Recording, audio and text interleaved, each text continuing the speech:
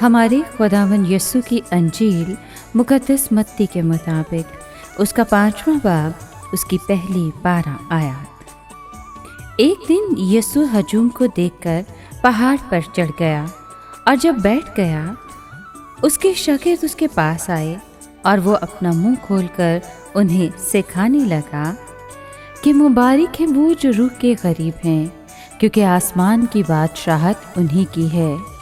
मुबारक है वो जो हलीम हैं, क्योंकि वो ज़मीन के वारिस होंगे। मुबारक है वो जो गमगीन हैं, क्योंकि वो तसल्ली पाएंगे। मुबारक हैं वो जो रास्ते के भूखे और प्यासे हैं, क्योंकि वो आसूदा होंगे। मुबारक है वो जो रहम दिल हैं, क्योंकि उन पर रहम किया जाएगा। मुबारक है वो जो पाक दिल हैं, क्योंकि वो खुदा को देखेंगे। मुबारक है वो जो सुलह कराते हैं, क्योंकि वो खुदा के फर्जंद कहलाएंगे। मुबारक है वो जो रास्ते के सबब से सताए गए हैं, क्योंकि आसमान की बादशाही उन्हीं की है। मुबारक हो तुम जब मेरे सबब से लोग तुम्हें लान तान करें और सताएं और हर तरह की बुरी बातें तुम्हारी निस्बत नाहक कहें।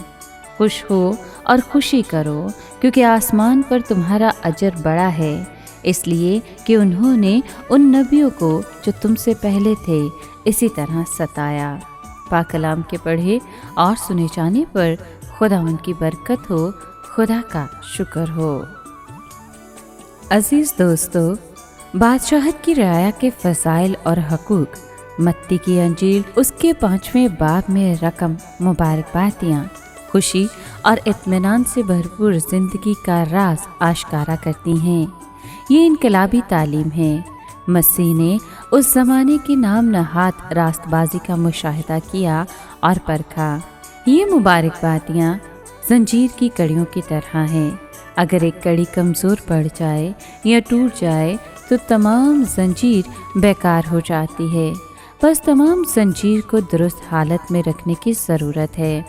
यीशु इन मुबारकबादियों से ये बताता है कि सच्ची मुबारक हाली बैरूनी हालत पर मौकूफ़ नहीं बल्कि बातनी हालत पर है, और ना ही ज़्यादातर इसका इन्हिसार इस बात पर है कि दूसरे लोग हमारे साथ कैसा बर्ताव करते हैं, बल्कि इस पर है कि हम दूसरों के साथ कैसा सलूक करते हैं।